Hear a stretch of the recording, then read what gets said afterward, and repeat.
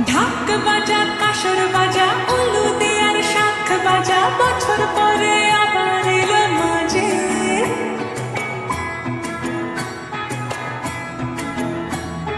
পুজো পুজো